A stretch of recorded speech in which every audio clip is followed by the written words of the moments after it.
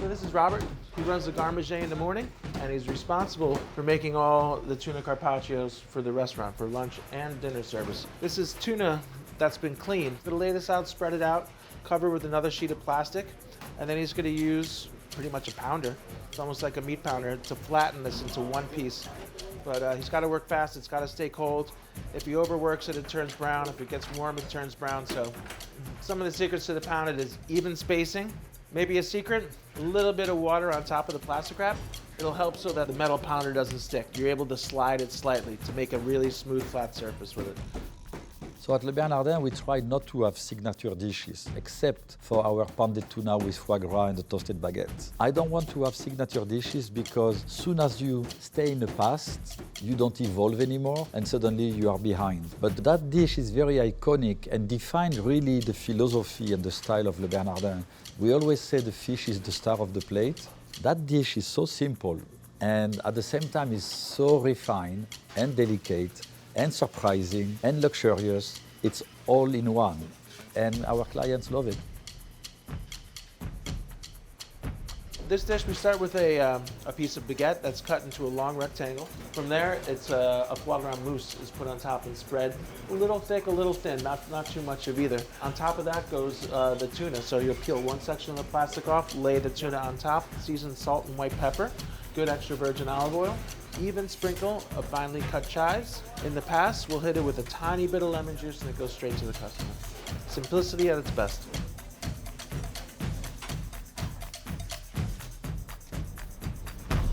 Two by two lobster taste. Two Bernardin taste. All right, guys, listen up. Fire two soul pace. Okay, pick up table 30.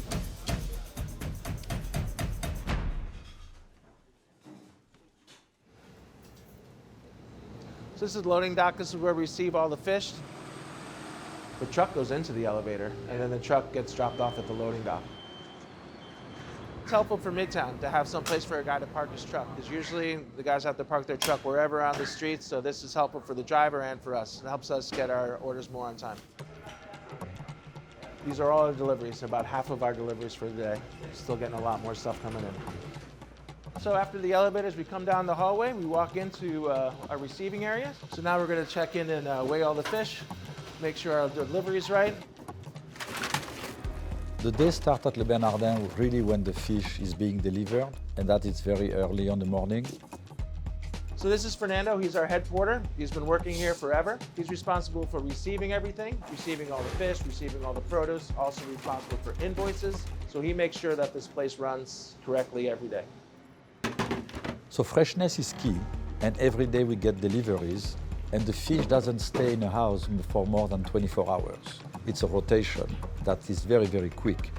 But it's rare. If we weren't in New York, we didn't have the volume that we have, and we didn't have the connections that we have.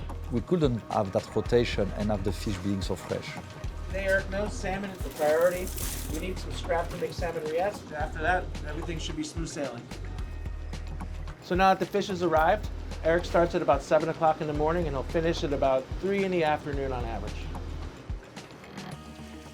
He's going to start with the salmon. He's going to break it into portions. And he's going to break into belly and scrap meat. After that, it's all going to go upstairs to the fish walk-in, and from there, a sous chef or the chef will decide what goes in the pass for today and who gets what. We've got our second delivery of the day. It's peerless fish. So from peerless, we just check the chute every day. We're going to get merluza, hiramasa. Hiramasa is for a main course. We do hiramasa with bone marrow and a bordelaise sauce. So fish is very delicate, and therefore we have to be very cautious, be very fast as well with the rhythm how we're gonna treat the fish. This is the striped bass going upstairs for the day. It goes upstairs in a big fridge, which is pretty cold. Then we take it in small trays, in small quantities. It goes to the kitchen, and that's gonna be delivered to the line cook that's gonna cook the fish for the client. All right, Valentino. Salmon's for you. Total, everything. Good morning, everyone. How you doing, guys? How are you? So this is Chef Castell. He runs the day-to-day operations at Le Bernardin. He's in charge of the whole kitchen. Usually when I come, I double check the fish. So this is a fish box where we put everything is coming every day. You can see we have some beautiful scallop. We have some lobster, tuna, you know. We have a person who's in charge of picking up the fish from here and put it in a station. So this gentleman, he pick up the fish, you have the ticket. When you receive a ticket, he tell you exactly what he has. So he take one black bass, one monkfish, and then after that, he take it to all the stations. The cook don't have to leave the line, and they have what they need. We have Chef Alex, he's running the sauce station this morning. He's with John. They're gonna make about 20 sauces this morning. They're about 2/3 of the way through. This is definitely the hardest station to work in the kitchen. You have to do the most tasting, you have the most work. Over here is our beef jus. We have our bordelais sauce, bourguignon. As you can see, it's a lot for one person to do. This is my buddy John. So he was our 9-time saucier. We're making the transition to the morning, so I've been working with him the past couple of weeks, showing him the ropes. So when you come to the LB, this is the goal that you're working towards. When you start in Canapé, you go through every station, you know, you see the sauciers working from afar, and you're dreaming, like, hopefully I'll be over there someday, because this is where it all pays off. Once you start to get the hang of it, it's a lot of fun. In the kitchen of Le Bernardin, the saucier is God. Saucier is the most difficult job, and it requires a lot of experience, and it's something that is highly regarded in our kitchen. After that, you become sous chef. But sous chef is a manager. Saucier is an artist. That's the difference. No real recipes we follow. Like, you know, the chefs show us, like, when we get to the station, it's not like start to finish, you know? We constantly have to taste, constantly have to make adjustments. So the first few hours, you kind of get in your rhythm. But then as, you know, one chef starts to come and then more people start to come, you feel like intensity's rising, and, you know, we got to be ready by 11:30 because lunch starts at 12 and it's going to come quick. So we're going to start our artichoke barigoule. John's going to show you how we do it. So we'll start with, you know, 8 artichokes. We'll make the sauce. We'll bring it up to a simmer, taste it, and if it needs more artichoke, we'll have more artichoke. This is one of the last sauces that we'll start. It's the artichoke barigoule. It starts with some olive oil, salt, and shallot. While that sweats, I'm going to cut the artichoke. It's important to cut them thin so it releases the flavor of the artichoke. So I'm just going to halve them all and slice them very thin. Important to go quick because we don't want the artichokes to start to oxidize because that's going to affect the flavor. So while I'm cutting, I'm also cognizant that there's sauces going on. So thankfully I've timed this pretty well. The shallots and the garlic are pretty translucent. Now I'm going to add the artichoke and I'm going to sweat this to get as much flavor as possible. It's very important to stay calm on this station. I think if you stay calm, it helps make the sauce better in the end. So now that the artichokes are sweated down, I added about a tablespoon of Dijon mustard. Take some broth that we cooked artichokes in yesterday. It's got lemon, it's got salt, it's got a lot of artichoke flavor. And I'm just gonna pour that over the artichoke. Okay, so we just received the halibut for today. So it's important to always check the quality of the halibut. After that, we'll butcher it. Hi, Eric. Good morning. ¿Cómo está el pescado? ¿Bien? ¿Hoy? ¿Llegó bien? Yeah, it's fresh. Sometimes with the halibut, we have to check the flesh because sometimes it's spawning and it's a different texture, different color, obviously different flavor. That's why we always double check. If it's not right, we send it back. Today's beautiful. So I just arrived. I'm going to go upstairs and say hi to the team. Hi, Chris. How you doing? ¿Cómo estás? Hola, ¿qué tal? ¿Cómo estamos? Good morning. How are you, Alex? Good, how you doing? Yeah, I'm good. I see you busy. Oh yeah, every day. Hi, Sam. How are you? Jonathan, John, how you doing? All fine, Alex? Yeah, so far so good, chef. I'll Okay. start training very soon. Very soon? Okay, good. Yeah. That's excellent. So now it's about 10:30. So we're gonna start straining all our sauces through fine mesh sieve. We'll give it a final taste and then we'll put it up for Chef Ripert to taste. When we start to strain, that's when it gets a little messy, but that's when all your hard work, you know, you're tasting it and you're hoping you got a good result.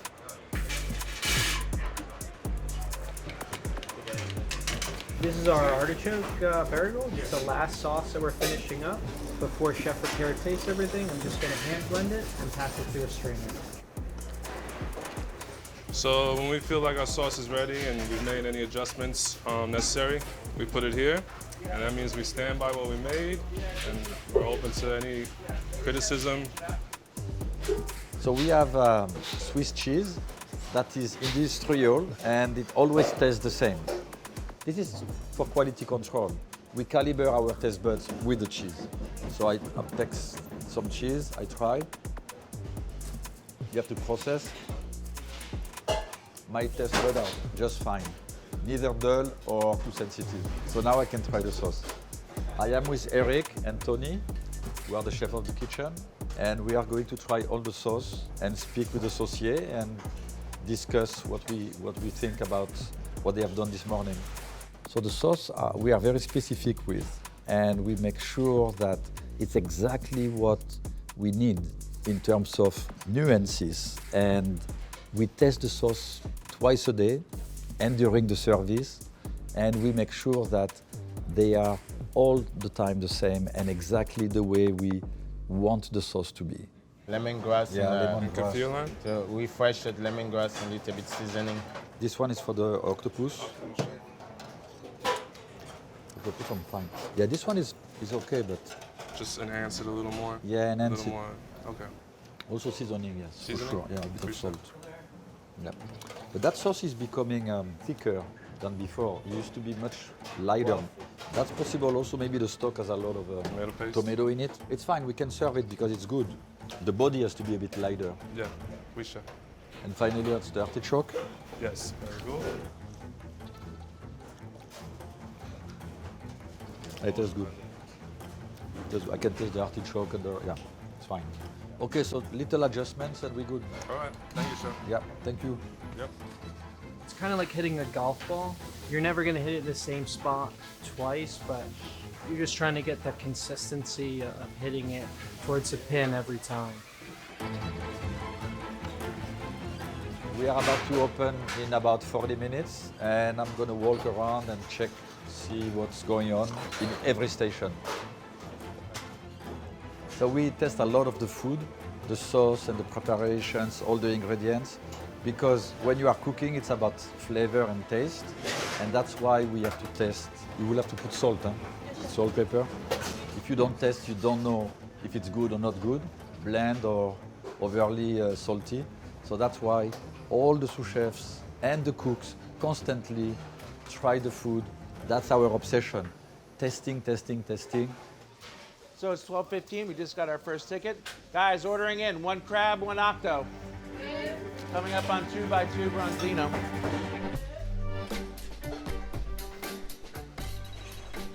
The rhythm of the lunch and the dinner are very much the same. However, we open the doors at 12 for lunch, and by 2:33 it's over. Dinner we open at 5 until 10:30, 11. So it's much more volume at night than it is for lunch.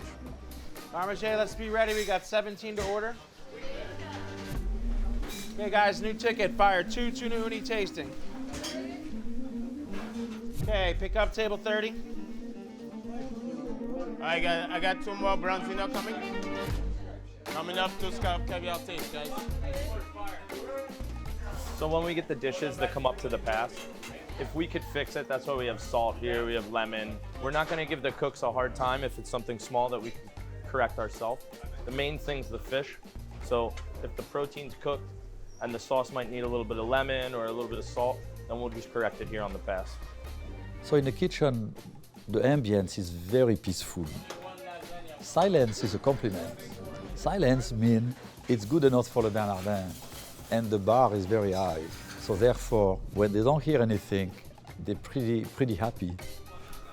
Rinse them, saute them again. And then when we send it back, they're fine also. They don't feel humiliated. They don't feel bad about it. They made a mistake, they correct it, it's okay. La manger, you have a pounded no foie, yes? So we just received our scallops, and we'll go to our gentleman who runs the fish pass, Eduardo. So every day, live scallops from Maine. Eduardo's responsible for killing them. We use it like a butter knife. So we'll come out, pull away the roe and all the skirt, they call it, remove the abductor muscle. The rest goes in there. After this, they need to get washed in salt water. There's a little bit of sand in them, sometimes a little dirt depending on where they were harvested. But every day, live scallops, you can see. So the scallops come to the Bernardin in a shell, we clean them, Then we slice the scallops in squares. We shape them like a tartare, basically, with some braised leeks. So I think the leeks and the scallop pair very well. Plus we add the caviar, so it's finished. So everything go together. You know, the caviar, the scallop, and the leeks. And then for service, it's already mold, and then barely touch. Take less than 30 seconds because we don't want to overcook the scallop. As soon as you bring some heat together, the scallops stay together. Come back warm, we put some caviar on top, and they are served with a sauce marinière, which is basically a broth of clam and mussels and butter and lime juice and chives.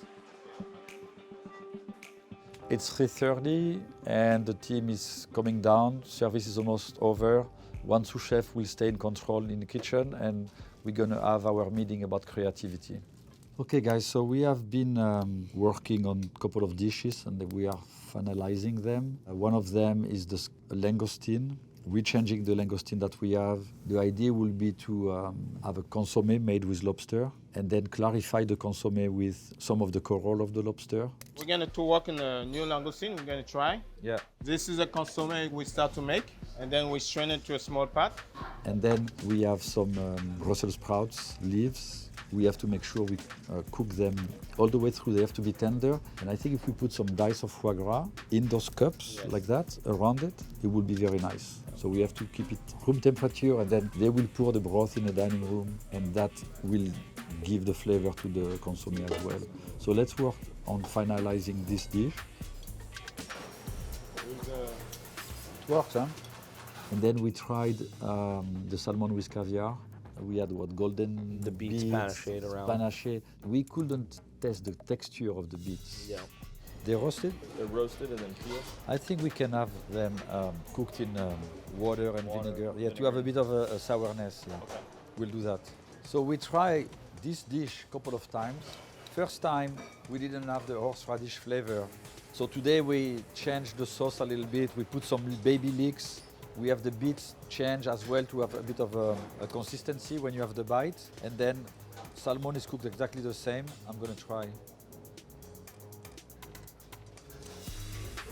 Got it. That's a winner. Sarah, you were working on a scallop dish. I would like for you to try that with the yuzu lime vinaigrette. Let's try to do it with a fluke as well and compare in between the scallop and the fluke. Very little olive oil on top, right? And I would like for all of us to focus on raw fish. It's time for us to change, except for, of course, the carpaccio of tuna. It's time for us to reinvent a little bit the raw fish section. I like it a lot. It's excellent. Yeah. So this is our last tasting of the day, and now we're getting ready for dinner service. And those are the sauce that we need for dinner. Let's go, Matt. We are about to test the sauce, and therefore we're going back to the cheese. I'm fine. Good. This is Marine. She's our PM saucier, which means she works at night, and she redid all the sauce. Oh, this is good. We have to keep the habit of testing and being very precise, because sometimes, because we did it already for lunch, you have the tendency to not want to do it again at night, but it's very, very important to do so. Therefore, here we are. This one is good, black bass. The spice is good, but right, the black bass is bland, huh? Yeah. Okay, so you season the ones that we said and then we good. Excellent, good, thank you. When we think about the dishes, we care about flavors, textures, and making sure that everything is delicious, ultra delicious. I'm gonna show you how we cook the halibut. The fish is at room temperature, and then we're gonna season the fish on both sides. We do not cook for Instagram, we cook for the palate. And again, the flavors are so important that we dedicate, I would say, 90% of our time to making sure that it's consistent with the vision that we have when we create the dish. So you have to remember, the fish is gonna carry away the heat, so we're gonna remove it. It's gonna be slightly rare, But by the time it goes to the pass, by the time it's served in the dining room, by the time they pour the sauce and the client eats the fish, it still cooks inside. So it has to be a little bit rare. Try. What do you think? Yeah, I think so too.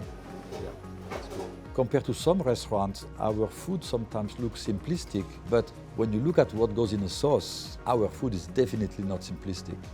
It's very well thought and it's a lot of components and it's very complex. We are working a guinea hen and a lobster, gnocchi. It's 5:30. Tickets start to rolling. Parmesan, new order, market pounded. Pass the salmon, please. Bronzino 5 VIP, so make it. Okay? Did we get that salmon? Go grab a salmon VIP. Maddie, slice the guinea hen, please. Aldrin, one bronzino and one shrimp. Yeah, one more shrimp, one bronzino 5, okay? Happy behind, happy behind. Now you have one artichoke coming solo. No, that just went. Masa, stripe, and a black now, please.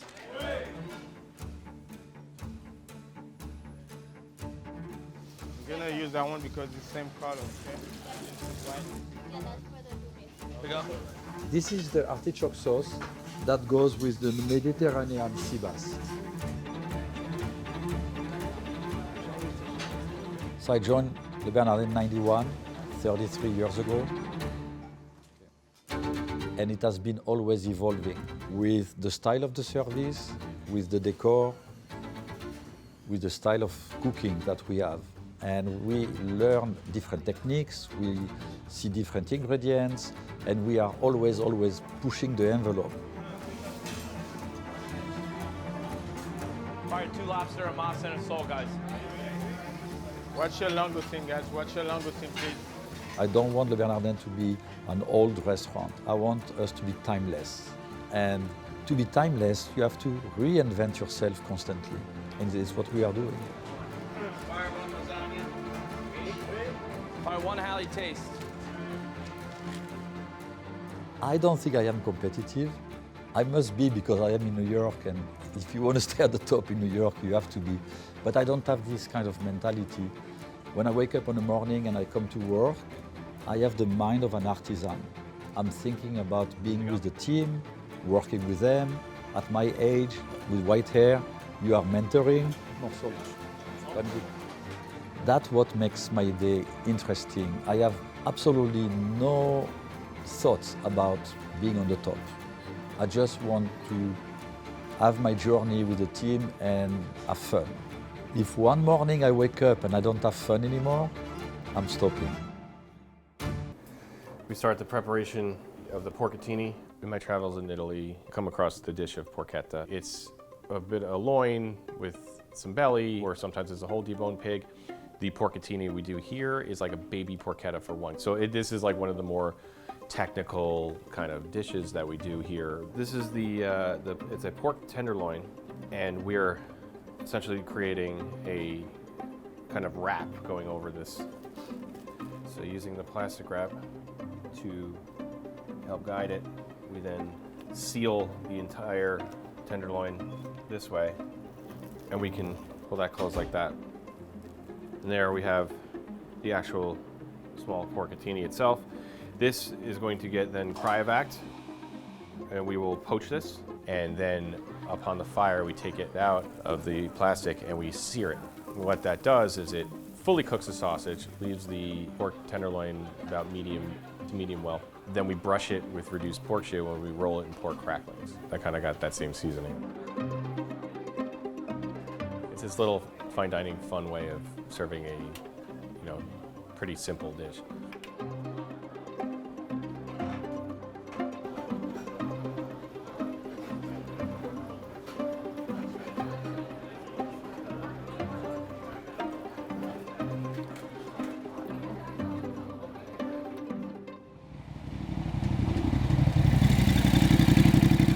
It's 9 a.m. Just came from the green market. The flowers for the day, and most importantly, market greens. These are going to go for the market salad. Oh, it's 9:30 in the Francie kitchen. We're starting the pasta program, so we're going to get started on that. These are stinging nettles, kind of in late spring. We've been making a tortelli out of these with burrata and red wine. As a chef, you kind of feel like when things are available, you should use them for your guests. You know, you should, when things are seasonal. I don't like to shock people or anything like that. I kind of like to use things that they might not have seen, but they can relate to. This is the current vegetarian option on the menu, so we do go through a lot of this. Yeah, it's a popular one for sure. Yeah, see, right there I just got stung. Not that every European brasserie has to have a large pasta menu. Pasta is just very dear to me. I generally keep at least 6 pastas on the menu. Sometimes we do even more with specials. So now we're actually gonna roast down the nettles. I tell every one of these guys, it's like, no matter what you're doing, how minute it is, you try to put a lot of care into it. Here we're just gonna let this cool off. I like to take it to like room temperature, and the butter that's in here is gonna solidify, so when we grind it, it's gonna kind of come out like a homogeneous mixture. We grind the vegetable. It kind of has like a meat-like texture as we push it through. If you do this correctly, it comes out like that, because now the butter is solidified and it's grinding with the nettle to keep it one homogeneous mixture. Now you can see all those nettles that we made didn't really amount to much. The burrata we just dry. For this I like to just hand mix it, kind of old world style. If you mix this in a mixer, it just doesn't have that same effect, I feel. So this is like 4 bottles of red wine reduced down to a syrup, and this is what cuts through a lot of this. Well, Angel, my pasta maker, this one never made a noodle before he came here, and now he's a rock star. Now he does it better than me. He's starting to make the base or the inner layer of this tortelli, but this is where it takes it to like the next level of pasta making. The tortelli is composed of 3 different doughs: a nettle dough, a red wine dough, and we have a charcoal infused dough. Those flavors are within the actual filling, and it's wrapping the actual filling. So it kind of layers up on the whole thing. No pun intended. You can see the end result. It's pretty striking. It's a beautiful thing. It's simplistic in nature. It's got technique behind it, but I don't think it's got too much. Just kind of representing what's in there. And if you don't care, it just tastes good. I've been cooking pasta a long time. I mean, even when I was a little kid. I mean, I got into cooking from my parents. These are the first things my mother taught me was like, get the dried pasta, put it in the water, here's some butter, here's some cheese. I cooked that a lot, and as I got deeper into cooking and I worked in different restaurants, I got geeky about it for a very long time. And when I was in Italy, I studied it. It's just an art form of cooking that I enjoy. So this is our executive sous chef, Marcos Lopez. He's going to be making the lobster filling for the lobster ravioli. This is the last of our filled pastas that we're building here today. This lobster is raw. We just steam it for 2 minutes to pull it out of the shell. Season with a little bit of salt, pepper. In between the process, I'm just gonna give it a little swirls to make sure that all this body is broken down. I thought it'd be, in the sense of being a comfortable brasserie, to make a lobster ravioli, which a lot of restaurants have on the menu. But I wanted it to be like the most perfect one we could. We developed this lobster mousseline that has chunks of the raw lobster folded into it, so it has that texture, but it's cooked all of it. Right now I'm adding just chopped up tarragon, just for flavor. And if I keep going any further in this, then I will break this mousse. I will be adding just chopped up lobsters, which is gonna add another texture component to the filling. So every time we make this filling, we always run a tester in some boiling water and some plastic wrap just to make sure that that's gonna cook. And then this is ready to get bagged up. Pass over to Angel. At this stage, we did have to figure out like the perfect amount to put in there so it didn't bleed out the sides, but it's like you can't have too much and you can't have too little. A lot of the things I wanted to be very over the top going to the past. I wanted it to be like on display, like the duck. A diner can see it and be like, what is that? I want it. Just in its raw form, it's beautiful. And the other part of this dish is it has such a rich flavor. The sauce that we sauce it with, it's the only pasta dish that involves cream. Really adds a lightness to the dish, and really it's very elegant and silky. because I wanted it to almost be like just perfect, cartoonish. So I started doing the market salad at a restaurant I had in Midtown for a short amount of time called Tenpenny. I wanted to have some elements of like the continental American restaurant, which would be you would order your entree and get the house salad. So that's why that came together and why I wanted to take that idea and make it more elegant. For blanching process, you always want to have like your water bags set up right away. I'm gonna start with Romanesco, fava beans, English peas. So with the English peas and the fava beans, I blanch it at like a longer time period, like 5 minutes. This is the most speedier salad I ever made, that have a lot of components to it. You do a great job at it. I like challenges. Going into it with my snow peas. The snow peas also a quick blanch, just to like bring up the color as well. Being in charge of a dish like that, you have to be very organized. You know, she's here caring and checking every single one of these vegetables every day. When they're like really cooked, you could like squeeze from the pods easily, still need more time. Going in with my tom carrots. The tom carrots take a longer time to cook. So that's it for the blanching process. Now we have to like move on to the roasting section. It's definitely a very labor-intensive dish. I want to cram in as many different vegetables in there and like give the diner that experience of the excitement we get off of that. So for the roasting process, this is my setup. And with the carrots, being that you have a lot of sugar to it, I put a lot of fat in the rondo so it doesn't like burn fast. I will start with the Romanesco, and I will not put too much fat because I want a nice sear on it. So I'm gonna season with salt and chili flakes. So the carrots has reached the dry cooking point that we want. Same as the Romanesco, have the rice roasting. We'll start the next process. So I'm going with my snow peas. So now the snow peas is nicely roasted. And that's the process where they want to get roasted. So these are the dehydrated components of the market salad. We have more steps to the market. So we season with just salt. But basically I'm like brushing the oil on it for seasoning. So the oil will help like the salt stick to the onions and for crispiness. Now we're gonna transfer them into the dehydrator. So now we're pulling out the carrots. Here we have, these are the carrots done yesterday. You can see they're concentrated in flavor and they look pretty too. And this is gonna garnish the salad. The market salad itself can have upwards of 25 ingredients. That dish has 3 cooks working on it in different shifts. And all the different vegetables are cooked different ways, whatever we see fit. And then there's the components that kind of stay the same. We had texture through the black olive and sunchoke kind of soil that we put on the plate. We always have a pickled element on there. We always top it with greens to kind of make it look like a garden when it comes out. So it's like taking that and just elevating it. It's 4 p.m., so we're going to start going through these ducks for tomorrow. These are fresh ducks. I'm also extremely lucky to have Alcides. Say hello, Alcides. Whom I've worked with for 18 years. One of the most talented butchers in the entire city. He butchers these ducks day in and day out to a T. These ducks will be sold 1 month from now. He's trimming the crown to make this a presentable item. What happens next is the crown goes into an ice water bath. It soaks there while we're butchering out all of the ducks. All of this will be used for stock and sauce. These will be broken down and boned out. The bones will actually go to that same thing. We will utilize this leg meat for other preparations.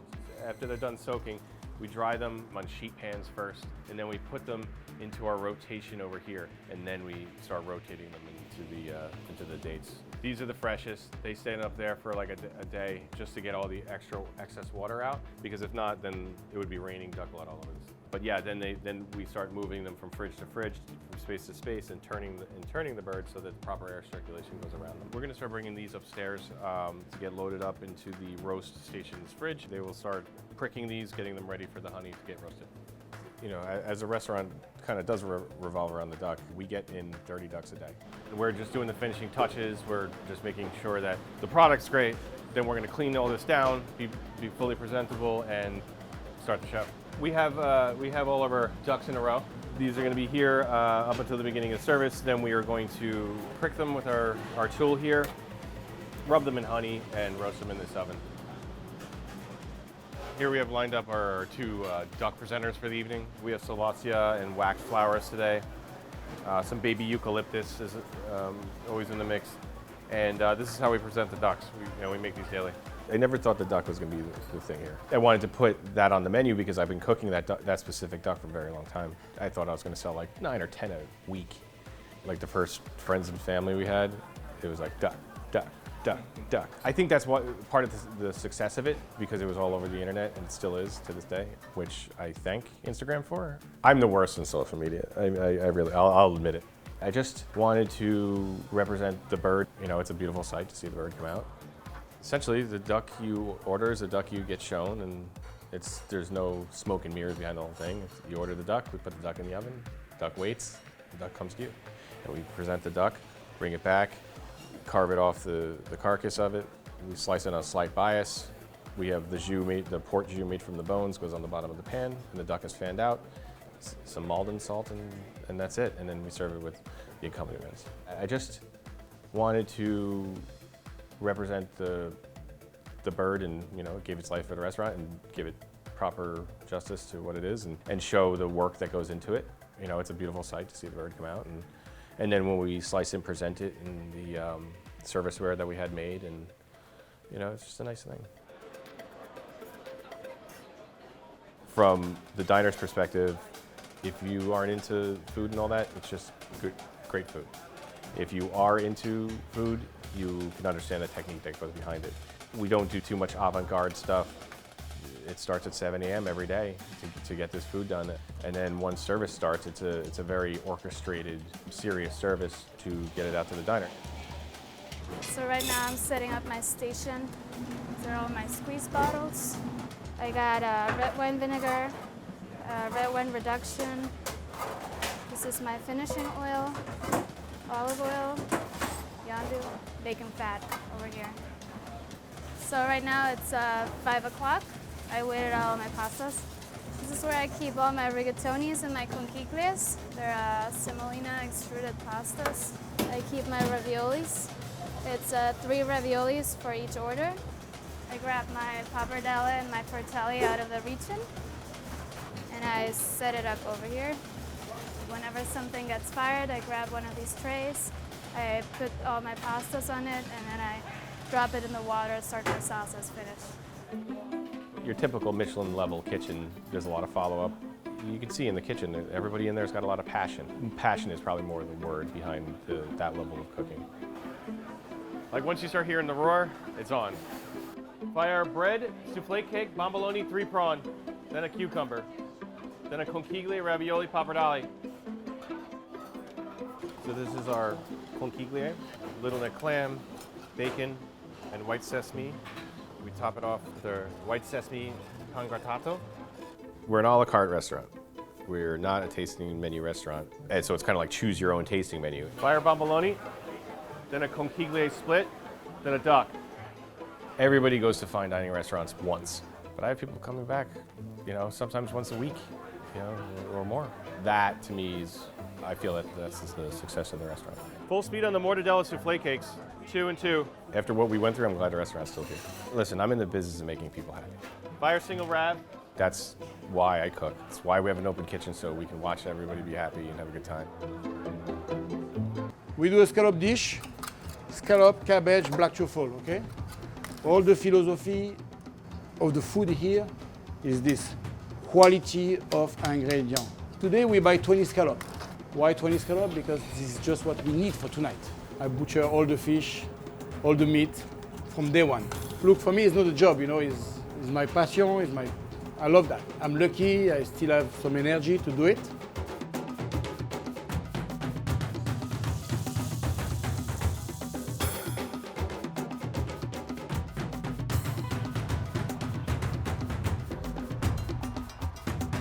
We're gonna start with the base scallop. So this is for the mousseline. Then we're gonna add the egg white. It looks so simple, but it's like a bomb of flavor. One bite is like it has the mushroom, the farce, and the cabbage. Crunch, smoothness, everything. This is like what chef calls like the critical part of it, because you don't wanna over whip the cream. Usually when I do it, I just count like 5 seconds and it's done. You have to pass everything into a sieve to ensure that the texture will be smooth. So she put the scallop base, truffle jus, black truffle. The dish will look very simple, but it's very technical. There are a lot of different steps. All this detail is very important in the end. This goes in the middle. You just sandwich the truffle with the sliced scallop. We put all this cabbage around the mold. We put this scallop mousseline. We put this cabbage marmalade. And in the middle, we put the whole raw scallop, so cut in the middle with the black truffle. And we cover with the mousseline. And after that, we're gonna cook on a steam oven.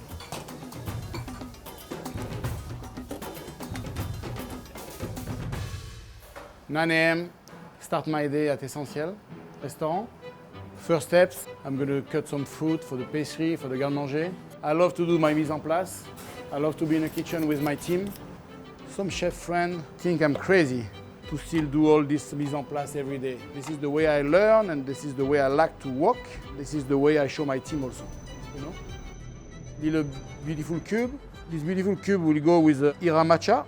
And this one go for the langoustine tasting menu. Okay, I'm gonna clean up here and I'm gonna move on to the fish. I'm gonna do my butchering, fish, meat. Here we have the iramasa for the appetizer. Tonight we probably do 15 portions with the fish. I always love to butcher the fish. We remove the bone here. We portion also when we have the order. Table of 2 iramacha. We cut the iramacha for 2 people. So Dover sole. So this Dover sole is coming from Mediterranean. I remove the fillet from the bone because after that I'm going to put on a brine and we're going to cook under the salamander. Dover sole going to the brine. Why we put on a brine? To seasoning the fish and also the fish are more moist. Now we do the black bass. The black bass, the bone there is not straight. It's a little bit curved, you know. We have a technique to remove the fillet. So you go through the bone. If I put my knife here, and I'm gonna break the bone. When I'm in a restaurant, I try to be focused 100% at the restaurant.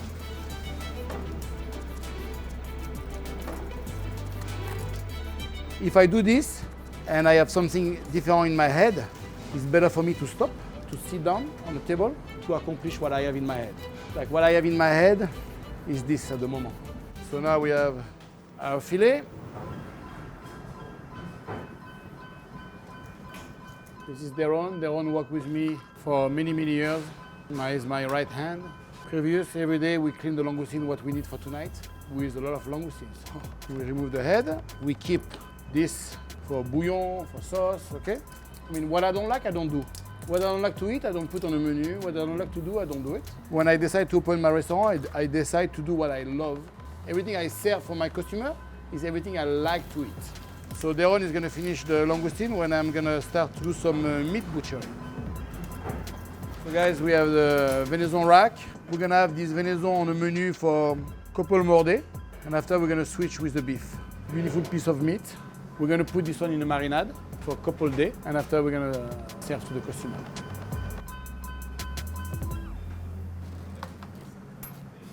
So we have the beautiful poulard.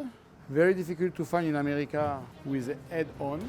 We remove the legs, we remove the head, and normally we let the breast to dry a little bit for 1 day. And we're gonna stuff the breast. It's a 2-day process. Every morning we have Charlie, Ayako.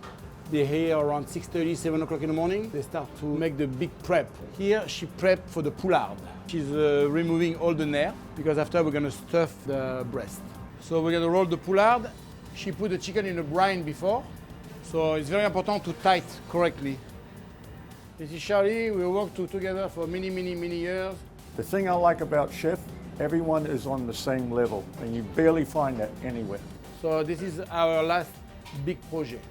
Here I have a pot full of boiling water, and the objective is to open the pores. And we have a timer here, and they're going to go for 1 minute, 15 seconds. My friend Chris Lim and Laurent Tourandel showed me many years ago this technique for the duck. No one was good like this one. I'm honest to say it was not my recipe. They showed me that. We're gonna drain all that hot water out of there. I'm gonna let them rest for a second. So here, we're gonna just trim off the excess fat. So inside here, you see the carcass, we have all this left over. So this here has to come out because this will spoil before anything. So over here is the special spice. That main ingredient is tea. It's Earl Grey tea. So it's the bergamot that we have in this mixture. So now it gets dusted just like this. And actually the mix of the spices come from my Chinese friend Chris Lee and Laurent Tourander also. Basically we dry age, you know, this duck. So these are the ducks that just came in today. They're gonna sit here for a minimum of 4 days. So these been sitting for 6 days now. It's really important you wipe all the spice off because this will get bitter when you sear the duck. So this helps the rendering. We go a little under the here because here there's always a little more fat. Then we cut it off like that. Now this is ready for service. Okay guys, it's 2:30, 2:30 to 4. We adjust all the mise en place. And here we're gonna do the cheese soufflé. The first step, we do the panade. We put the milk, the butter. So we're gonna boil the milk and butter, okay? After that, we're gonna add the flour. So the cheese soufflé is one of the more complicated and technical things we do every day. It looks so simple, but you don't see the technique behind. What I do, I take my finger, and when you pinch with your finger and nothing's attached to your finger, this is good, okay? Here we're gonna add the eggs. So we mix the eggs before, okay? We put a little bit chicken. We measure the seasoning, salt and pepper. After that, you put your egg white. And here you mix very well. And now we're gonna add the cream. So we need to be careful, don't over whip. See, it's nice and shiny. There's no over whip. After, I'm gonna use the same bowl to put some panade inside. After that, we add the panade. And here, as soon as you add the cream, you stop. It looks easy when I make it, because I make it for many years. Why I put this cheese soufflé on the menu? Because people love French onion soup. And this French onion soup is cheese, caramelized, and onion flavor. Tonight, we're gonna serve this cheese soufflé caramelized. We steam the cheese soufflé, but we caramelize under the salamander. And we just serve this cheese soufflé caramelized on the plate with no sauce, no jus. And we have this onion, caramelized onion, jus, come on the side, and the captain will put all the jus around. So this is a piece of Wagyu, Snake River, gold label, cap. When we work on a new dish, it takes us 2-3 weeks. And after we remove what is not necessary, you know. So we're gonna sear this one with some delicatesse because if you sear too much, it's no good for the meat, you know. So this is for the new dish. We're gonna go live probably end of the week or beginning of next week, okay? We want to do a beef here.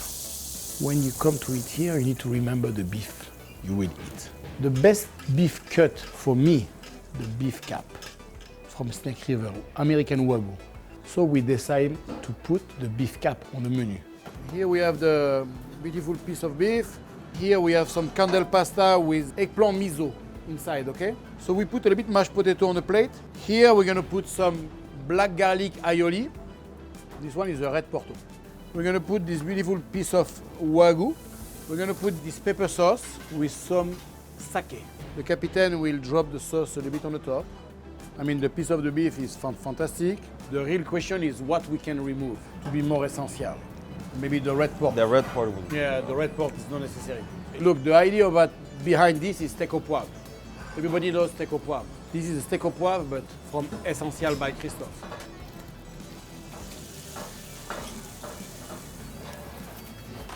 So we are 30 minutes just before the service, and we start to sear some duck breast. We don't pre-cook the duck, but we cook very slowly, and we start with a cold pan to remove all the fat. You want to start on a cold pan, and then the fat will render, and you pour out the fat, and then you take another cold pan, and you repeat it again and again and again. If we rush the cooking process for the duck, it is not correct, and the duck has no time to rest.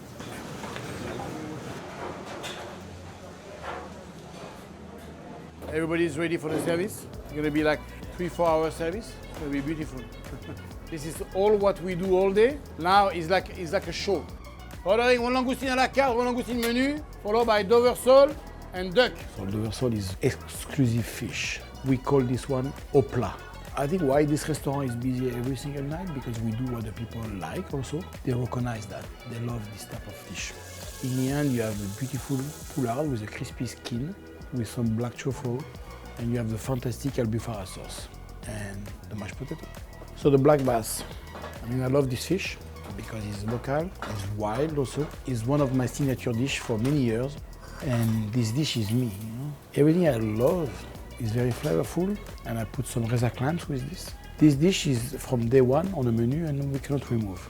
First, langoustine à la carte, let's go. In France, we have a classic langoustine mayonnaise. So it's a warm langoustine, just lightly cooked, with mayonnaise on the side, arugula, and pepperade in the middle. Essential is the philosophy of the whole restaurant, the philosophy how we cook. But I focus on the quality of ingredients and on the execution. This is very, very important for me. I mean, if you see my food today, it's way more simple than 15 years ago. And we try to, every day, to go to the essential in the dish.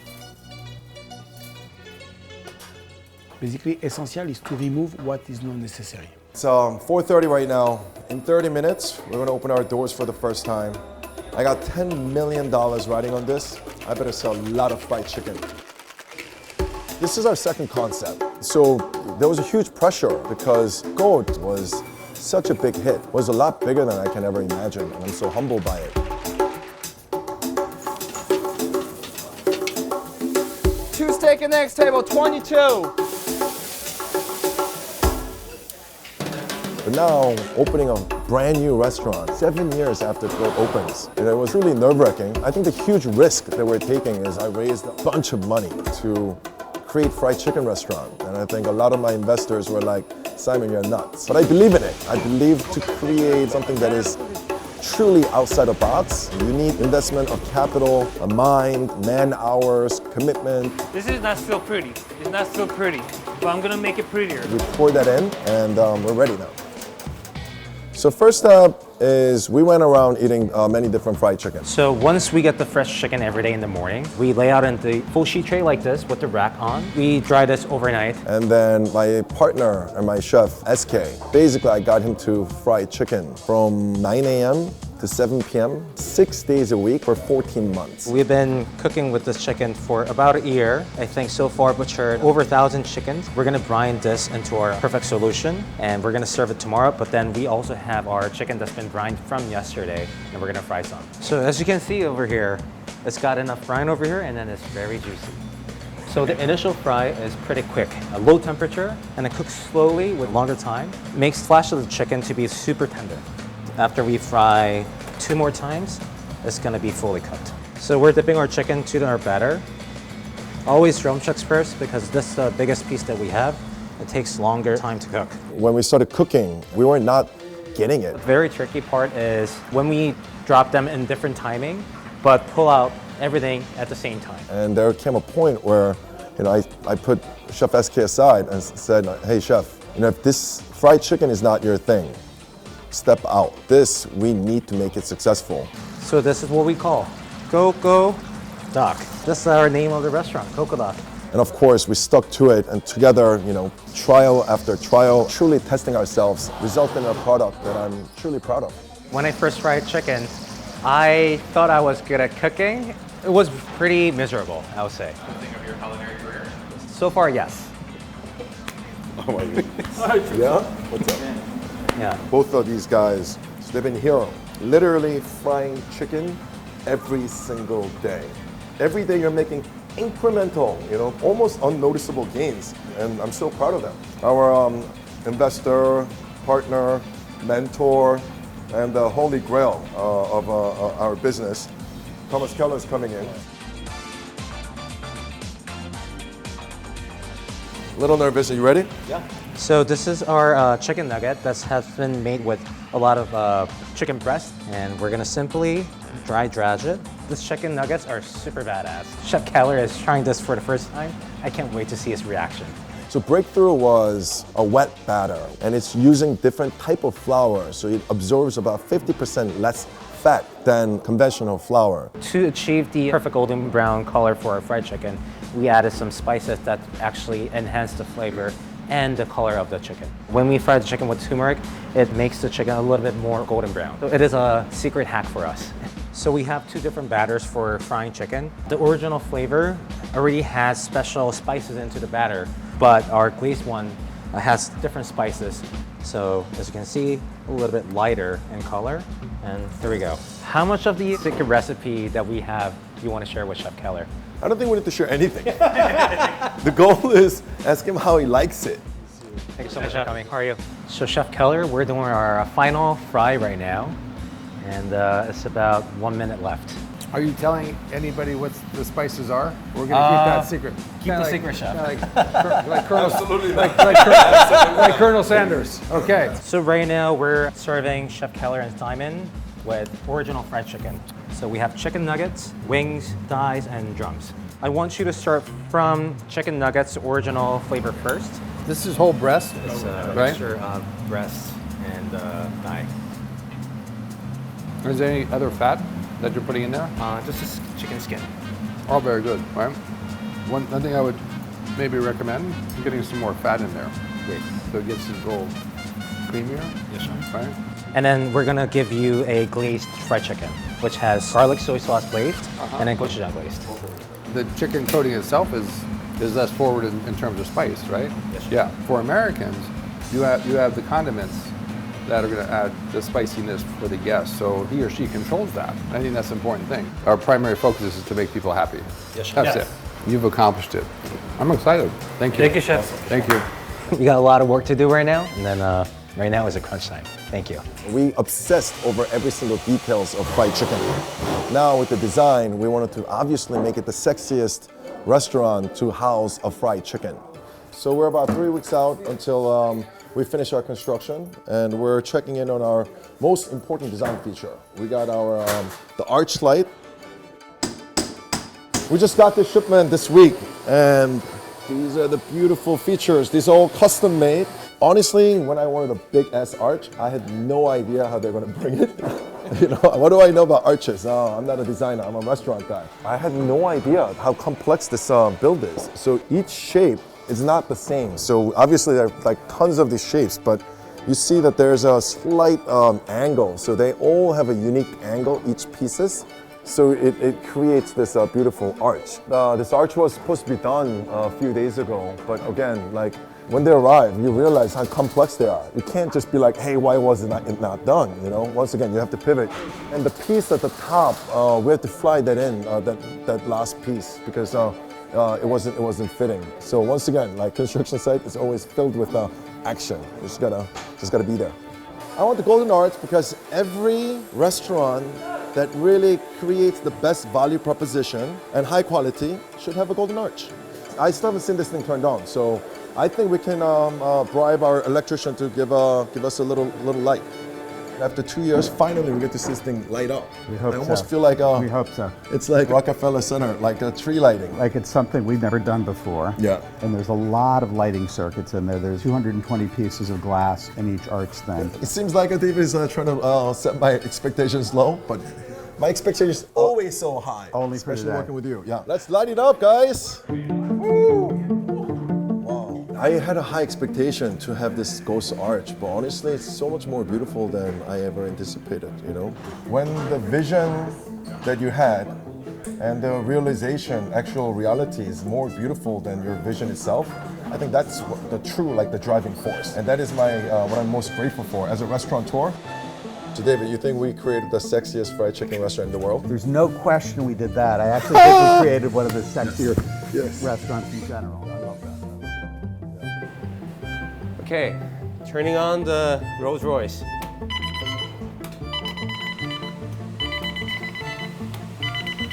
If you go downstairs, we have amazingly newly built kitchen, and that is size of multi-Michelin-Starred restaurant. It's like big, and that is fully dedicated in producing the best fried chicken. Yesterday, we served our friends and family, and today is the first date that we're doing the soft opening.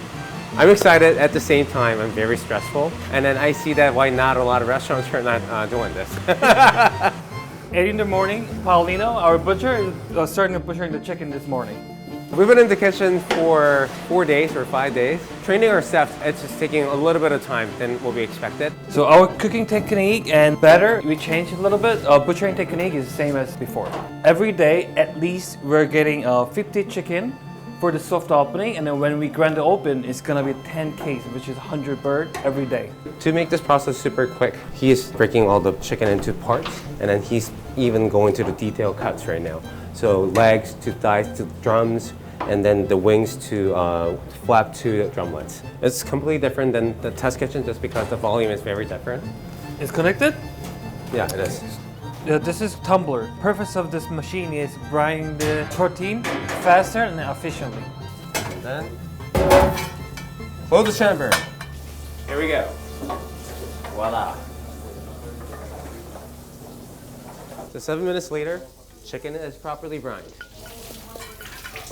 Last step of the preparing the chicken is battering, and then it's before the service. So this is a special table for us, our dredging station. As you can see, we have our special mix for our fried chicken. We individually dredge every single piece over here. So we have a 24-hour marinated chicken. We can put ice in here so that it stays the temperature super cold, so that our batter is ice cold as well. Temperature of the batter is very important because colder the batter, the crispier the chicken. We're about an hour away from the open. The reason that we're dredging the chicken right now is to get ahead so that it's easier for us to fry and then put them in the batter. So far, we've been working in this space for about like 4 days, and a lot of things are changing, and we're fine-tuning everything so that we can get the perfect fried chicken. But we're still figuring out the system right now to smooth it out. All right, so now a little over 2 p.m. Today's our first day of soap opening. So it's moment of truth. Tonight is the first night where we'll actually sell food to customers. All right, Victoria, what's up? This is Victoria James, my business partner. I've been working with her.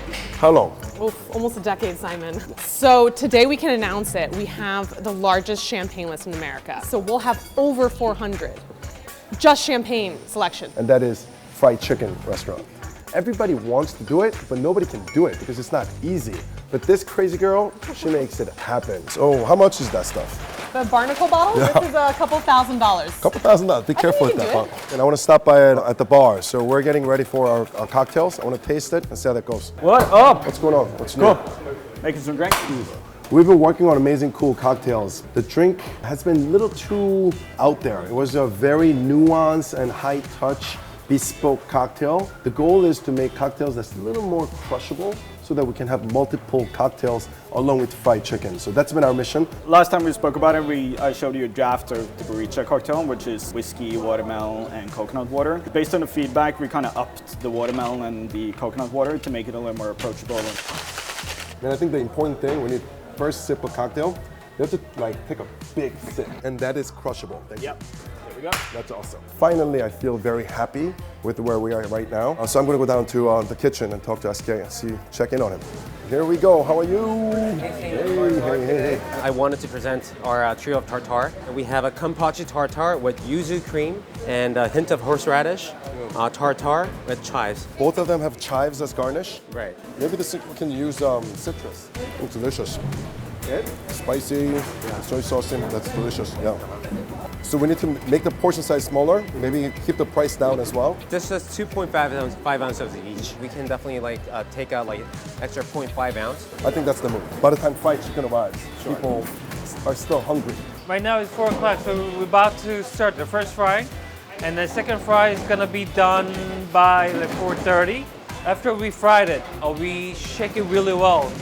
Make our chicken as dry as possible to put it in our wet batter. Right now it's ugly, right? But once we second fry, third fry, it's gonna be prettier, and then it's gonna get that texture that we want. To make sure we take out all the excess oil, that's the color I'm looking for, and this is not so pretty. It's not so pretty, but I'm gonna make it prettier. I'm gonna show you. So many people have told me about value proposition. People are not willing to pay more for better fried chicken, and I cannot beg to differ more. If you make products so much better, people are definitely going to pay more. Whether that is a Korean barbecue, whether that is a fried chicken. It needs to be quick. It needs to be quick. That's why we have 5 line cuts, and only for the frying station. Getting there. It's getting there. Almost. I feel like the market is always there. Question is, are you prepared to create truly and genuinely a better product? Yeah, this is what we want. Have you tried your fried chicken yet? Not yet, thank God, not yet. The kitchen looks good. We're gonna go upstairs. It's time for our pre-chef, the first one ever. Come on, let's go. Is everybody here? Yes. Yes. Good. Deep breath in. Deep breath out. Coqodaq Analyst, how are you feeling tonight? Great! So 4.5 years in the making, finally, we start to sell some food tonight. The entire reservation got scooped up in less than like seconds. It was like Taylor Swift concert. You know, people are truly excited to see what we prepare for them. Let's be hospitable. Let's enjoy each other's company. Let's enjoy the first day of our customers walking through that door. I'm truly grateful and honored to be embarking on this journey with you guys. Thank you. Yeah, cheers. SK. Our first day of soft opening. Let's crush it. Woo! Go. Known SK for a very, very long time, and we always dreamed of opening a restaurant together as SK at the head. And finally, after 15 years, I feel like it's finally here. I'll go upstairs and make people happy. You make people happy through your food, and let's have some fun. Okay, let's do it. It's 20 minutes before service. We're gonna open our doors. We're doing final fries, getting everything ready. I feel good. I'm super excited. You know, definitely nervous as well, but I'm ready. Chef Jun was a Korean Marine Corps, so he's the man that holds down the discipline and the power. So how are you doing, Chef? You're doing great. If it doesn't work, make it work. Yeah, make it work. Or Yes. in Korean, we say, if you can't bite it off with your teeth, we bite it off with your gum. Yes. Ready to do this? Yeah. Let's do this. Louis Chef. Thank you, Chef. Thank you. All right, chefs. Good luck. Good luck. Order for our 2 bucket. First ever bucket list. Can't wait for more like 100,000. Bucket for 2. Wait. The reason that we have all this like perforated thing over here is just because I want our chicken to breathe. Can I get a scallion salad, please? Team Runner. Guys, first ever bucket list is sold. Table 52, please. So the bucket list is consisted with 2 different types of sauce, 3 different types, but tonight we're only going for 2.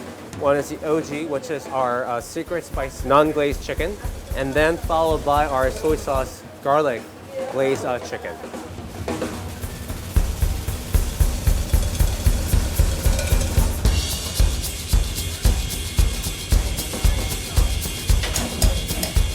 Simon and our chef, June, is eating upstairs, but I don't know which table it is.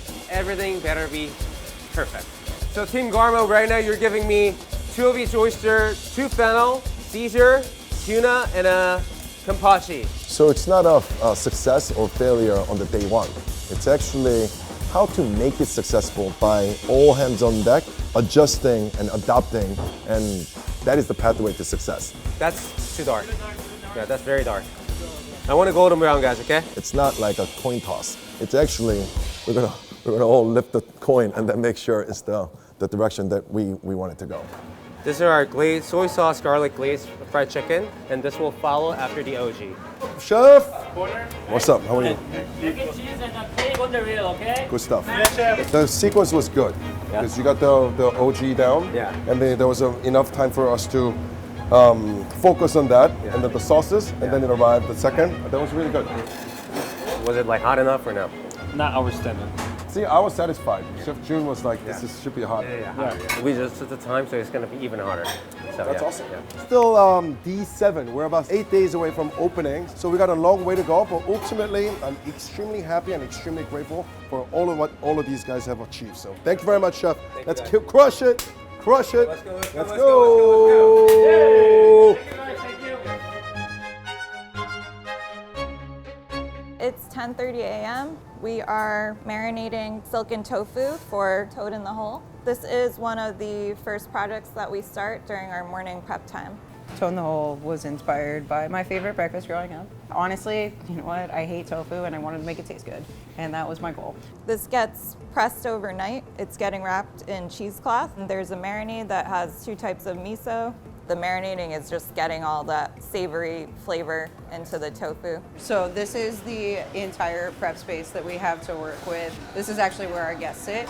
And so we'll take all of the mats off the bars and make this the most intimate, sexy rooms that you can put yourself in DC. These are going to marinate in the walk-in. Later, we'll pull them out, take off the excess marinade, and then they get cut. This is our hotline. This is our hotline chef. Chef Christian's been with us for a very long time. This is our honey maple air. It's a mixture of honey and maple syrup that we get from Pennsylvania. So equal parts honey and maple syrup. I mean, working here is comprised of many tiny little things I have to do every day. And just making sure that you're always ahead of your own schedule, because otherwise you're gonna fall behind really quick with 20, 30, 40 tasks that you gotta do every day. In service, that gets dusted in potato starch and then seared really quickly.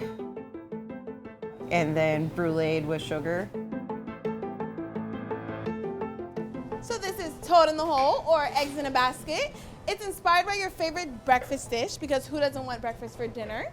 You have a miso tofu with some maple honey air cascading along the side, a jadori egg yolk cooked in clarified butter, and more Crystal caviar.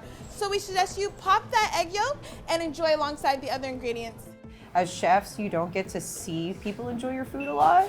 So you put all that work in for 12 or 14 hours a day and you don't see the end result and the reward. And we get to see it every single night with every course. It makes it worth it. It's the reward for all the hard work almost. You get to see what the end result is and what the reactions are, and watching people get their minds blown every night is super fun.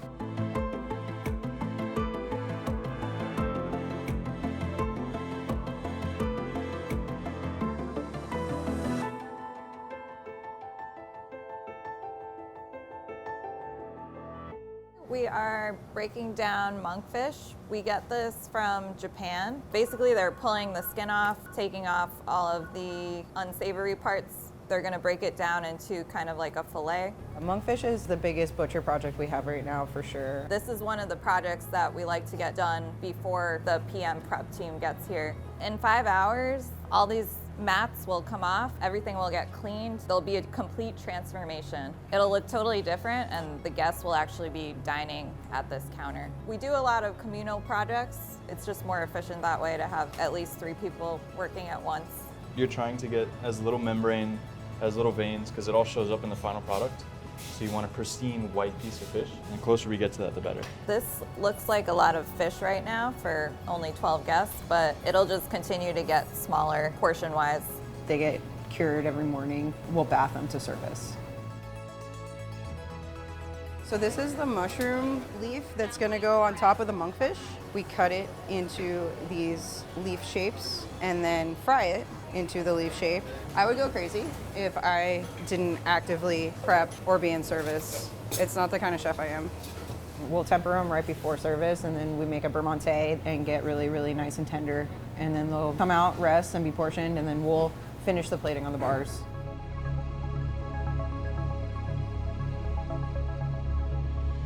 This is Claudia. She's our morning lead prep cook. She is frying our corn butterflies. So this is one of the opening dishes. It's actually a cracker batter, but we're using this rosette mold, which is in the shape of a butterfly. The batter, we actually make our own freeze-dried corn. The timing is really hard because you actually have to set it in the batter, and then it goes in the first pot of oil, and then you fry it again and you have to shape it. And the 2 different temperatures help with making it crispy and shaping it.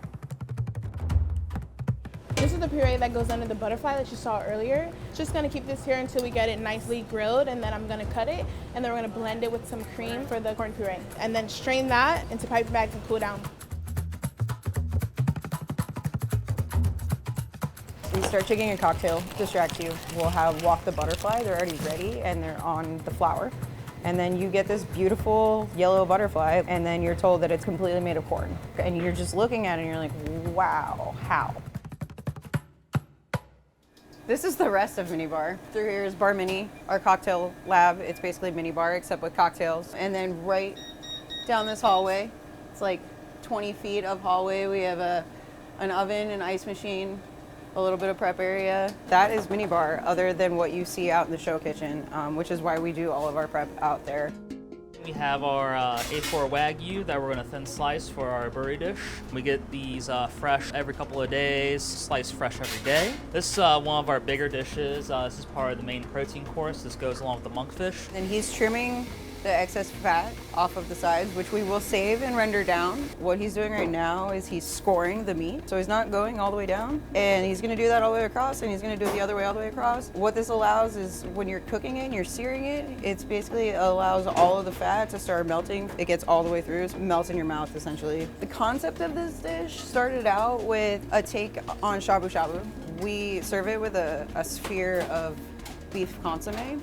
We make our own beef consomme from beef cheeks. Right now she's using a spoon to drop it in algin bath, and this creates a reaction so that there's a skin that forms on the outside of the sphere, but the inside is still liquid. And the other two containers are just water to rinse the sphere off before it goes back into beef stock to be held for service.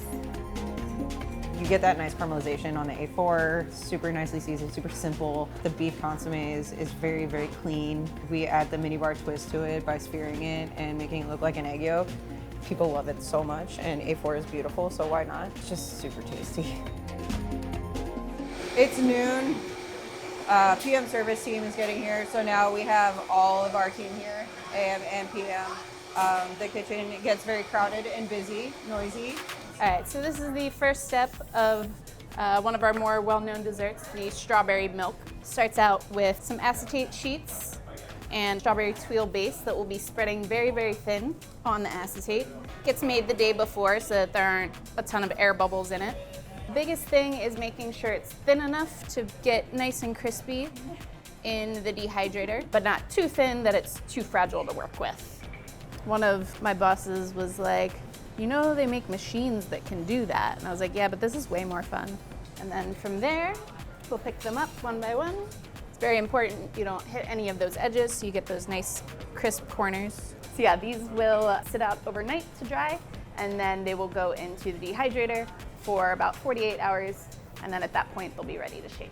You know, when you're working in a closed kitchen, you can do stuff a little bit faster. This, it's the show of it to be in front of the guests. So you basically have ice cream in a piping bag, and we're piping it into that fragile glass tube, and then hoping to God that it doesn't break. A Minibar dish has to be whimsical. It needs to challenge your senses in some way, and it needs to taste good. Our prep should be theoretically done for service. Let's go, 2:45. So right before family meal, the 15 minutes before, the entire kitchen stops our prep. This whole kitchen is gonna get deep cleaned really quickly. We get ready to set up for family meal. Everyone sits down and eats.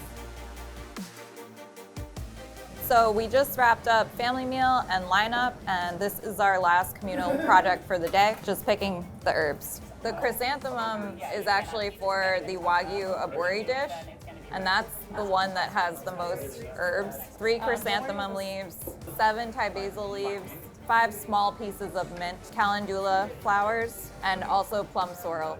So that's only for one person. It's almost like 20 pieces of flowers and herbs for one dish. So Christian here is making our sheets of taco shells. This is puree that's been spread and dehydrated. And then what he's doing is dropping it into the oil so it becomes malleable, and then just shaping it while it's still hot. These will get stored in the dehydrator and then use them for service. And we're just doing like final checks, touch-ups, and details. We're 15 minutes from doors. Make sure I taste those truffles. Make sure you test these. How are you doing, Chef? Good, Chef. Amazing. Christian, how are you doing? How many extra did you fry? I have 2 extras. How did they come out? I haven't fried either. Is there only one batch? Try to find the thinner ones. The thicker ones are probably what's giving you problems. Our taco shells are finicky and our dehy's finicky, so sometimes by service, they're not perfect. So I decided to pick a few of them out, just fry some more right before service. That's how it goes. And I already got my calluses back from this morning, so they're not as hot as they were this morning. I do think of Minibar as a theater. So curtains open at 5 p.m. That's what we say, you know, curtains at 5. Because once curtains are open, we're zoo animals and the guests are watching our every move and can hear every single thing we say. Favorite part of my prep day is cutting these seafoods that we use at command, and they don't fit in the command drawers, so we have to cut them in half. And I spend a lot of time making sure that they are perfectly in half. Chef Julia's preparing right now is a play on a frozen and hot donut. It is first frozen and then fried to make like an outer shell, like almost like in a batter, and then set in the freezer again. So the last thing, we're opening doors. And so the last thing we do is batch out the cocktail really quickly, get it all set.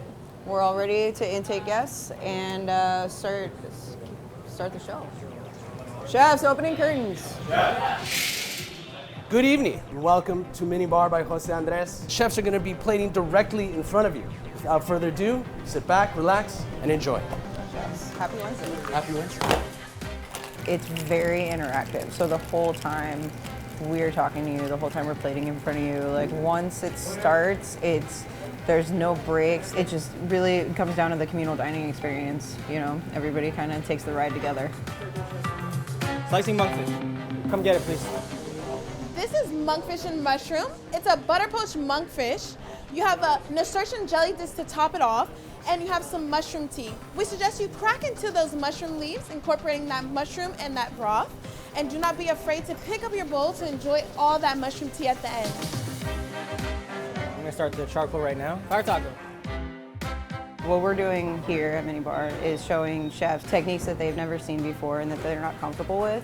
We have a saying, it's a 2-month rule. When you start, it's gonna take 2 months, no matter how good you are, where you came from, for it to click, because it's such a different kind of kitchen and it's such a different kind of standard. That first 2 months is very challenging and it tends to beat down on people's egos. So we say if you get through the 2 months, you're gonna make it. It's gonna click, and all of a sudden you're gonna look back at where you were 3 months ago and be like, I am a much better chef than I was, if you make it.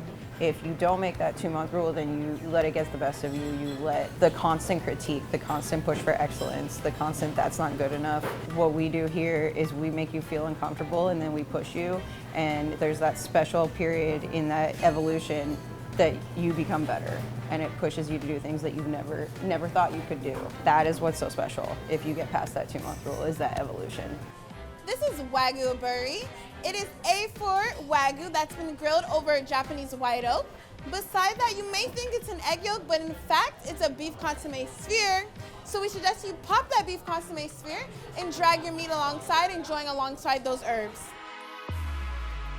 Everybody is here to get better and do the best that they can, and they're at the peak of their career and they want to be pushed to be better. And so that kind of environment is intoxicating. It's very rare to find that, where every single person is on the same mental drive, just like everybody else, just wants the best, be better than you were the day before. That's an intoxicating atmosphere to be in. So this is Arji, Canadian Arji, and he's become a plantain guru.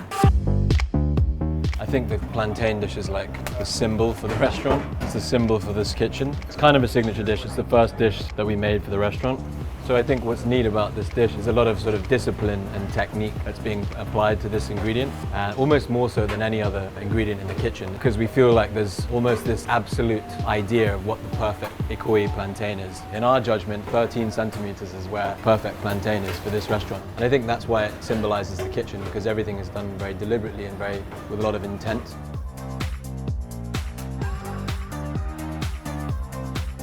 I know Jeremy said 13, but it's actually 13.5 centimeters.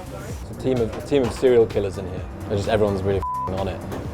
Ideally, that's the shape that you want. From here, I'll slice them and then just lay them out. Quite cool when you see them all like that. So after all the plantains are shaped, we marinate them or brush them in a little bit of buttermilk. From here, after they're all marinated in the buttermilk, we toss them in the plantain flour, just an even light coating. You'd be surprised that a lot of people do this and it comes out pretty lumpy and clumpy. So the brushing beforehand is really important. Looks really simple, but mine are always too clumpy. We're just gonna store these away and have them ready for service.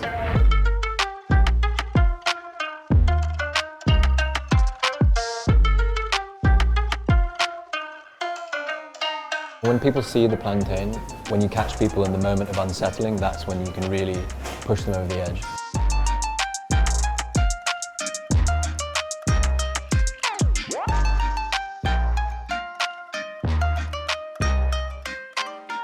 It's 9 a.m. in here, and we've been in here for nearly an hour now already. We're getting ready for dinner. That's the absurdity of Ikoyi.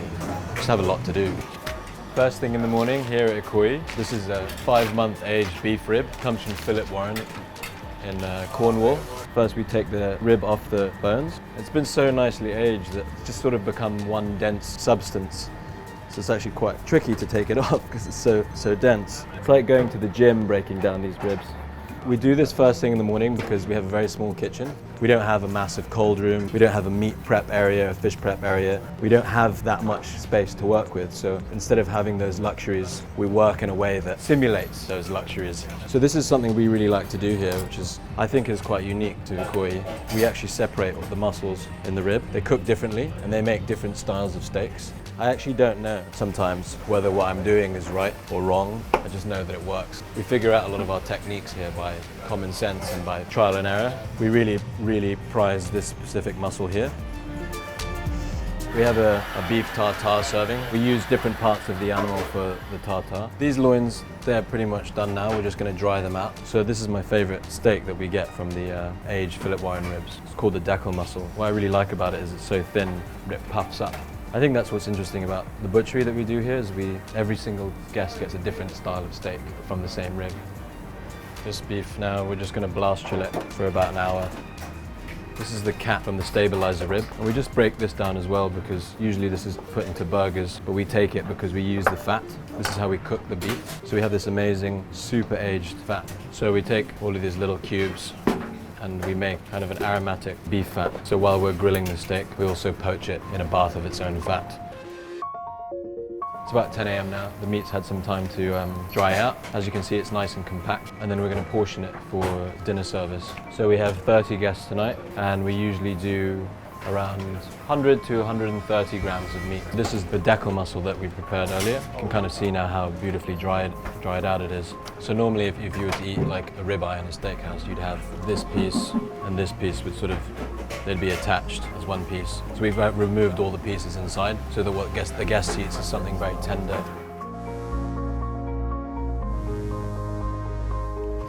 So now the beef's ready, I'm going to give it to one of the guys in the grill section to store in his fridge. I felt that beef is one of the best representations of ingredients in this country. I kind of became obsessed with beef, and I realized that it would be quite powerful to have the restaurant centered around beef as the main source of protein. So the meat is grilled, glazed, and poached in its own fat. If you're going to come to Ikoyi, you want to have all the condiments, all the tingling sensations and sour aspects and spicy aspects.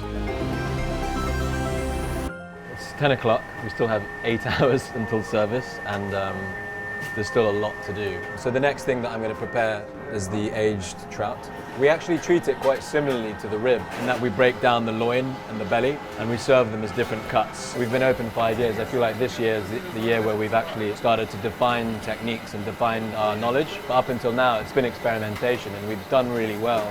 I think I only spent 3 or 4 years cooking in restaurants and I never really held a job down for very long. I found it quite difficult working in restaurants. I wanted to create something and I think that's my nature, is to create and to not follow a preset structure. One really important aspect about the way we work is, and also this goes into the aspect of not wasting really good material. We just count everything. So if we have 30 guests, we have 30 portions of trout and everything is trayed up. Seems very obvious what I'm saying, but actually I don't think it's that normal practice in restaurants to count this specifically. Every vegetable, every portion of trout is counted, and if we get an extra guest, it actually makes it very challenging for us because we have to portion hundreds of things à la minute.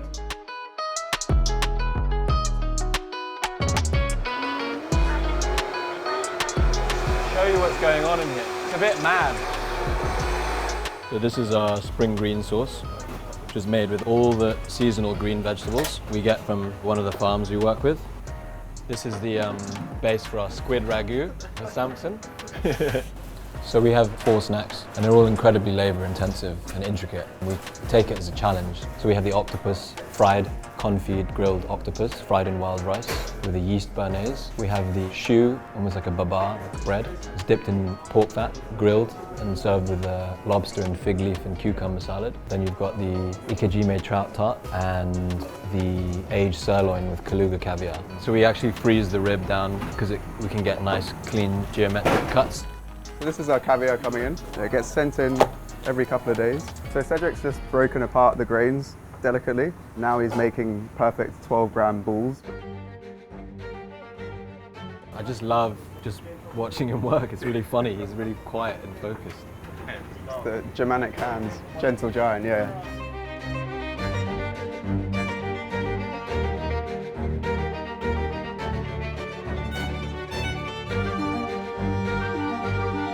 Like our beef, we wanted to serve something like pretty epic as a main course serving for fish. For me, turbot's probably the most impressive fish to cook from the UK. And we get one a day. They're all aged off-site. This is Christian. He's a sous chef at Ikoyi from Jersey. He's going to prep turbot. Yeah, I like to take it off in one fillet. Well, my dad's a fishmonger, so I've grown up doing this, I guess. So. But yeah, we used to work from like 3 a.m. until 8 a.m. just filleting, prepping big turbots, sea bass, wild sea bass, lots of local mackerel. So it's quite nice to be here where we're just really focused just on 1 or 2 fish a day. You can kind of take a lot more time with the process and make sure it's super perfect. So it's quite nice that when guests come to eat here, they're all eating from the same rib of beef and they're all eating from the same wild turbot. It's almost like we're cooking out of a home kitchen in a way. It's a tiny kitchen. Everything's coming in every single day. We don't have any long-term storage, so we're counting hundreds of ingredients every single day. But I think that adds to the appeal of eating here because everything is so fresh and vibrant. The chefs here have to do a lot of hands-on work every single day. So instead of applying a lot of cure and leaving it for several hours, we apply less cure for less time, and instead of soaking the fish, we brush off the moisture that's released from the flesh. So that means you're actively drying something out. You can see like there's some excess moisture coming out of the surface of the fish. Once we brush that off, soak up that 1–2% of water content and we air dry it, creates this nice dry texture. We're just gonna portion some fish. And as you can see, it's been lightly dried out. Beautiful piece of fish, so clean. Just before service, we're going to marinate the cured fish. So it's a combination of brown butter, bene seed miso, garlic that's been confit in brown butter, a lot of like amazing aromatic spices. And so we make this beautiful paste, just pure flavor and deliciousness. We've played a lot around with grilling and steaming and confitting, and we realized that grilling fish is like probably the best way to go for us because something about the way it forces heat into the fish just gives it that like really alive texture. We don't really rest the fish either. We just hit it with very high heat and then carve it and send it. I quite like serving it with the juices dripping and it's still kind of hot.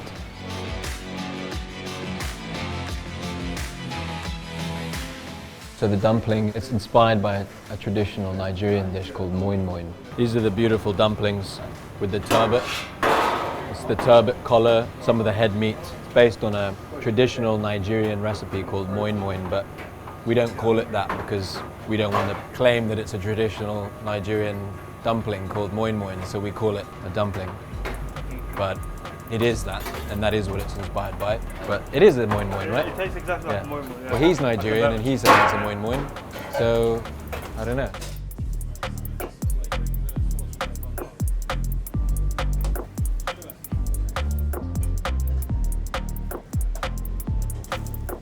Samson's doing tarts and crepes. Samson, yeah. Crepes, tart stuff, that's it? Yeah. So we're really lucky to get fresh veal sweetbreads from a region of France which specializes in Limousin veal. We brine them in a salted milk solution overnight. These ones are cooked and unskinned, so I just need to skin these and then we're going to portion them. We poach them for about 2 hours and then we press them overnight. So after pressing you get a really nice flat texture. They're actually an incredibly luxurious product and it's a piece of offal, but I think they taste like a deboned chicken wing. I'm going to get this whole pan portioned up for tonight.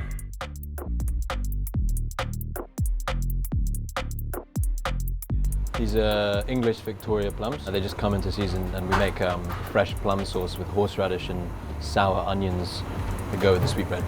So this is just 3 minutes of blitz plenty.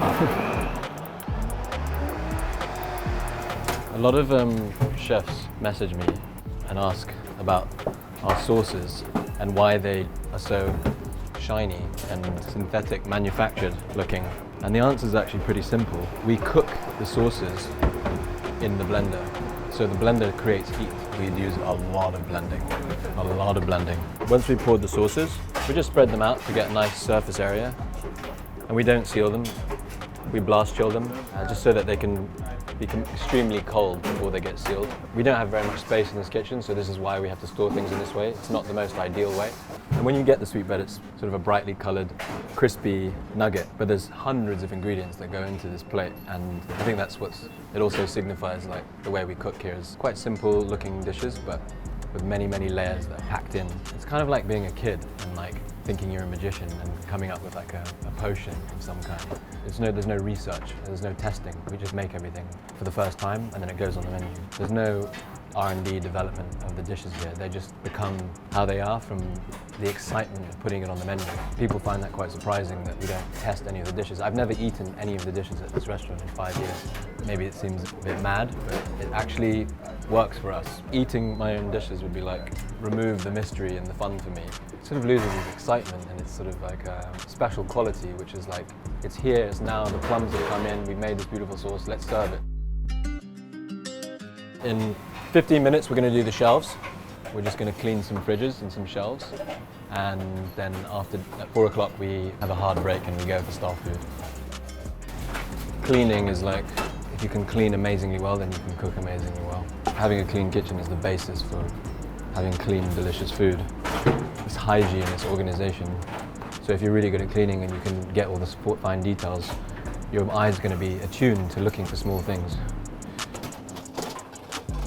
I love these little fridges.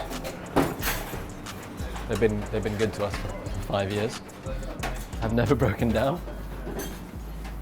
I think it's good though. It's like part of our system. When you're putting these things away, to make sure we always we can take the soaked peas out. Make sure we always compact to the back as far as possible. Yeah. This is the only fridge we have. It's impressive that you're able to do this with this much space. Yeah, wait till you see the menu tonight. Like what I mean is like, if you see there's a gap there, make sure we have all as big as possible containers always. See there's a gap there? Yeah.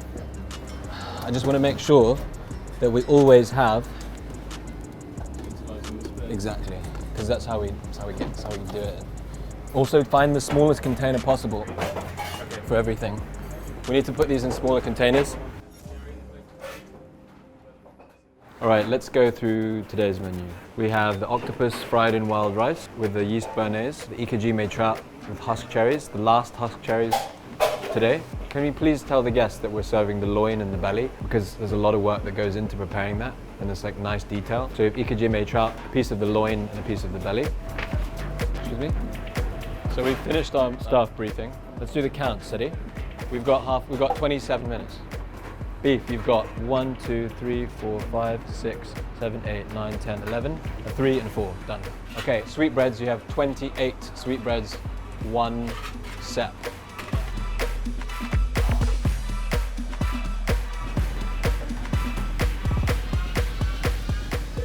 Has anyone done the lemon bergamot? How are we looking on that? So we need to do lemon bergamot. I haven't eaten it with everything, just nibbles. We always have spares at the end of the night. I like how bitter it is. We're just setting up for dinner. As you can see, this is where we cook all of our food.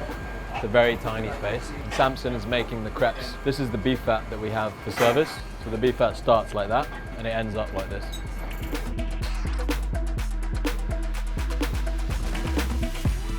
All right, we're about to open the doors. 2 guests in, 1 well done, 1 no caviar. So let's go 2 tasting into 2 tasting. Careful, careful. Okay, octopus coming up.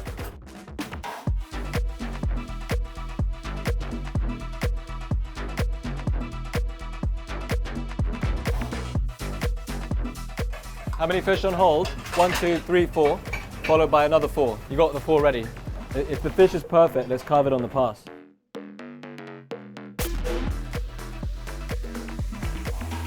4 beef on hold, 2 well done. 1 well done on this last 2. This is 1 well done. Too many well done orders of beef. We should probably speak to the team about discouraging people from ordering well done beef, yeah. Show the 4 mains, 2 well done. What is it with the well done today? It really depresses me when it's well done. If you're watching this, please don't order well done.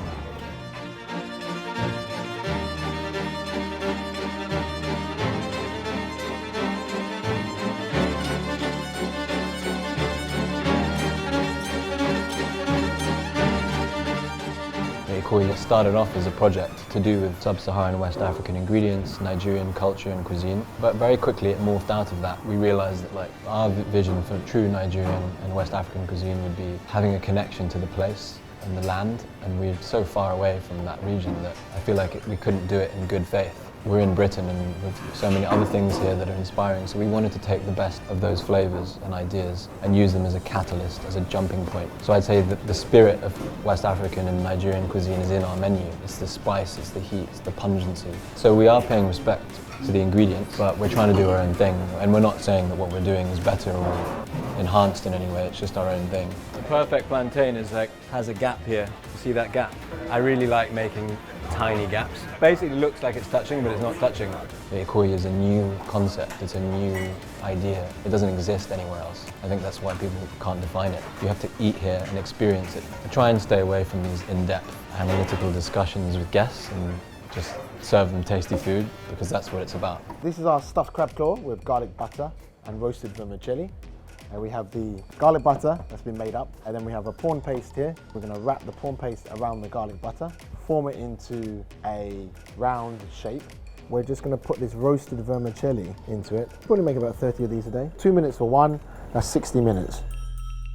Again, this is just one of those things where you want to add texture to something, you want to add an extra flavor. We've been in a very privileged position to have, won a few awards already. My relationship with winning the awards nowadays, it's the pressure of letting my community down. That's where I'm at as a headspace and as a chef.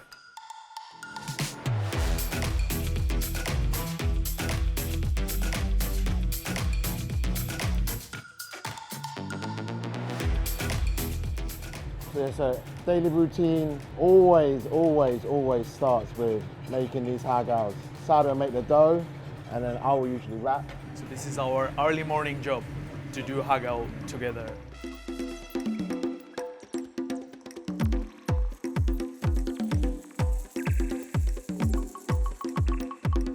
This is Sadek, our head chef, and he's been with us for 11 years now.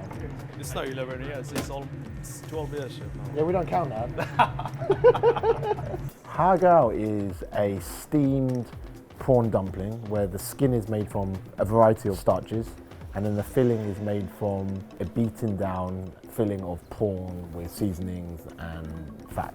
I think, the setup of any Chinese restaurant, is that actually culturally speaking, we have a lot larger menu than any kind of European cuisine. It means that we have a lot more to prep in the same amount of time. So the minute we come in, we have probably 30 or so items that need to be prepped. It's a massive undertaking of a whole brigade of chefs working very quickly to get the product made. So Sadek's made a dough out. So that dough is potato starch, wheat starch and tapioca starch. And basically, in order to get it to the right thickness, you have to use a knife to smear it open. Because if you try to use a rolling pin, it won't get thin enough, and it will take too long. A perfect dumpling, really, for this particular one, I was always taught that you should try to have 13 pleats in it. This is the 10th year of doing it in this restaurant, day in, day out. And even to this day, I can never really sit back at the end of it and go, you know what, all 100 of them were exactly how I wanted them to be. They're never going to be perfect, and I think that's what you really aspire to do. And you can tell, anyway, every day we make this dough, he will know whether or not it's a little bit drier, or it's a little bit wetter, or it's a little bit less elastic or more elastic. And when I wrap it, I'm not enough to tell him, he'll already know. Occasionally you'll get one or two that will crack, and he'll know straight away that it's time to redo the dough. Because if I have to do it, if I have to get to the 30th dumpling with a crack forming in it, he knows that there's going to be trouble. In order to get to the point where we can do this in 40 minutes, it's taken 20 years of practice. We always play this game, right? Can you spot the ones that Sadek wraps? Because his ones are normally just slightly bigger, and the pleats aren't as nice as mine. I did good today. I actually can't spot them. So we're going to go downstairs now to see what are the other hundreds of jobs going on downstairs. This is again something that we never anticipated we'd have to do. Number one, we ran out of space. Number two, actually a lot of dim sum requires a very cool kitchen. We needed to have an area where we could have aircon basically. Dim sum is the Cantonese pastime, traditionally eaten any time from about 7 a.m. to 3 p.m. But it's very much about small mouthfuls. They don't always have to be dumplings. It's about meeting up around the table, having lots and lots of small dishes, usually hot, some cold, and using the time not only to enjoy the food, but enjoy each other's company. So Auntie's here making a quail egg dumpling. The real beauty in any cooking, in my opinion, you know, is lots of little things done well. This egg has been cooked for 90 seconds. This dough here, it's a dough made out of wheat starch, baking powder, cooked eggs, which is very unique to Chinese dim sum. And then you chill it down, and then the next day you can use it. You have to remold it, and afterwards you get your egg, which inside is soft boiled. And then you need to wrap it and seal it without breaking it. You know, you kind of look at it and you go, oh, well, yeah, that's easy. But actually, if I was to break down the amount of heartache and the amount of times I've thrown like tons and tons of dough that I've made up into the dustbin, or I've looked at this and like, you know, 60% of the eggs have popped, you know, or I've given the job to someone and they've wrapped these up and they've got yolk dripping out of them before we even cook them. You know, it's just one of those things, it's just deceivingly simple. This item is even more technical. So this item started about 4 days ago. So again, we got to a stage here where we've got these pieces of pork. So this is basically the pork skin from traditional Cantonese silyok, which is barbecued roast pork belly. You know, you see it in Chinatowns all over the world. Delicious, one of the best things you'll ever eat. And then we blast it into the oven until it's black. And we scrape that off until you get this, you're left with the crumble texture underneath. And then after we chill it, we make up a prawn mix, which is similar like the one that we used for the prawn dumpling. And then we basically put it on top like toast. So it's like a halfway house between like a dumpling and like sesame prawn toast.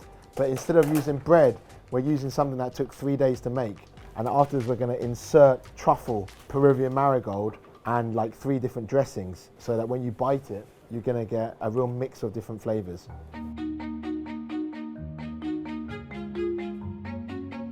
So this is the dough. This is just flour and water. That's all it is. But the important process is in the laminating. So this is the dough for our Shanghai dumpling. So we're gonna run it through the machine, again, make it thinner. This is one of the first processes of the day, because it's one of these doughs that after we've made it, we have to rest it.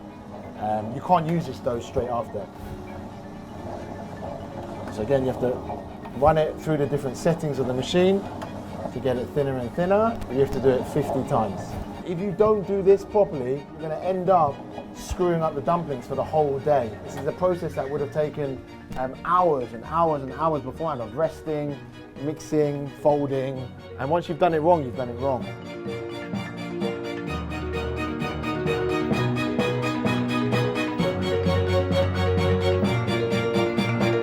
It's almost 12.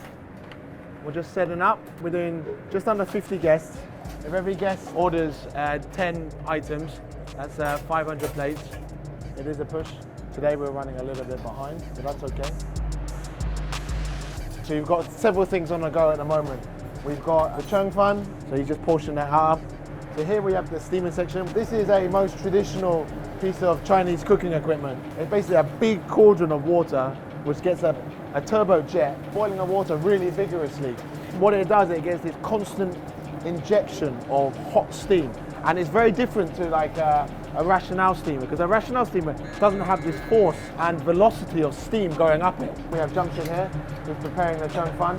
His job is to get all the items put onto the steamer, cooked, getting all the times going for 4 minutes. That might sound easy, but when you've got 7 or 8 checks going, each with 9 or 10 different items, each with different cooking times, it's really important that you keep track of the count. This is a very kind of unorthodox kitchen when it comes to a dim sum, and normally you would have people making on a table and a steamer being behind them. But we prep all our dim sum downstairs, bring it up for service all ready, and then we use it during service time. So the thing about Shanghai dumplings is actually the closer you do it to service, the better. Doors are open, guests coming in. The team are making Shanghai dumplings. As the first dumplings will go up, will be just as the first tickets come in for the Shanghai dumpling. So you have one person rolling, one person wrapping. And then inside this mixture, it's the jelly mixed with fresh pork with some seasoning, some sesame oil,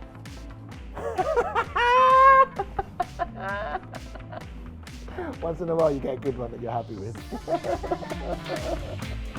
So the Shanghai dumpling is probably the only dish on the menu that has stayed the same since day one.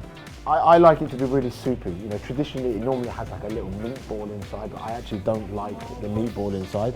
And then the final thing was actually, you know, normally you dip.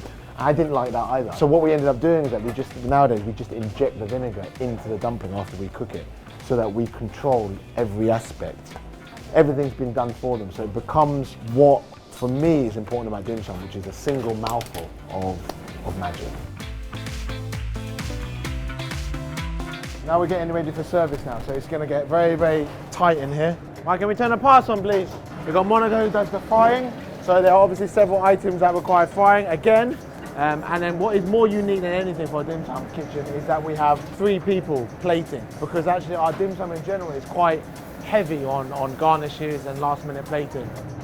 First course tasting, table 1 please. I'm going to show my go to 33. 33 go. All right, prawn roll go please, table 6. If there's a choice between taking it a little bit longer and doing things properly, or just getting a high volume out, our stance is very clear. You know, either with laminated doughs, it's important that you see every line going through. Everything is the correct weight, has the correct amount of filling. I always maintain that we were going to open this restaurant purely to explore what I wanted to explore about Chinese food, and I was never going to let volume get in the way of that. Okay, 7 rabbit, go please. There's the wonton, please.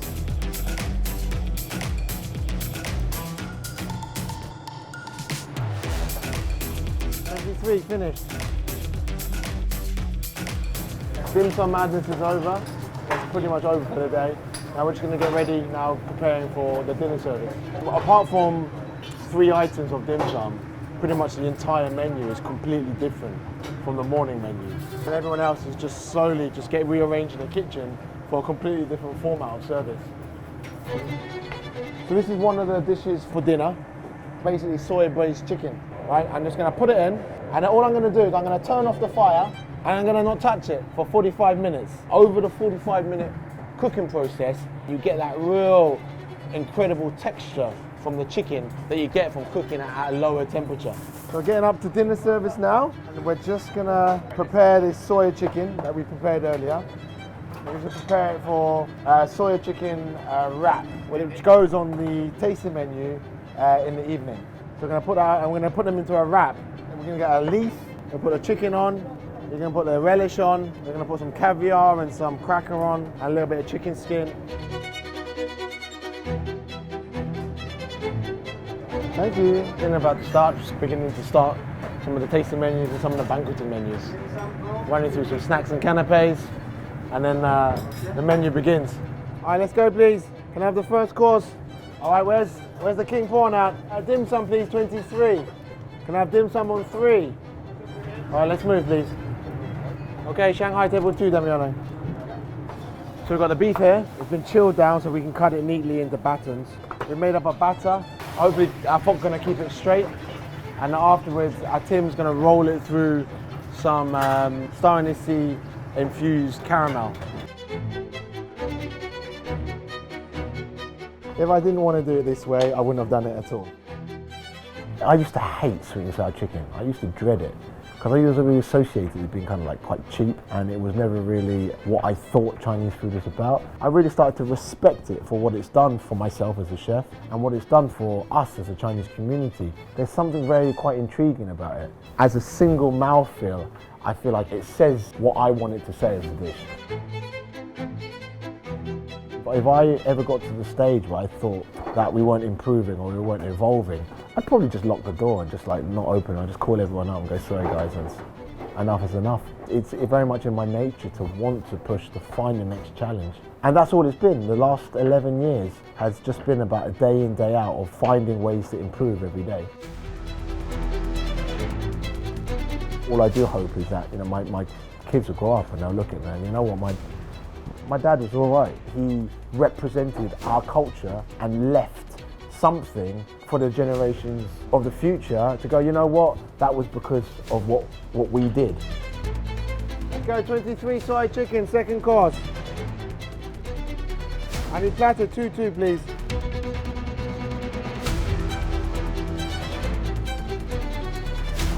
You know, one day when this restaurant is probably no longer here anymore, people will say Wong did do certain things which changed the playing field for all other Chinese restaurants.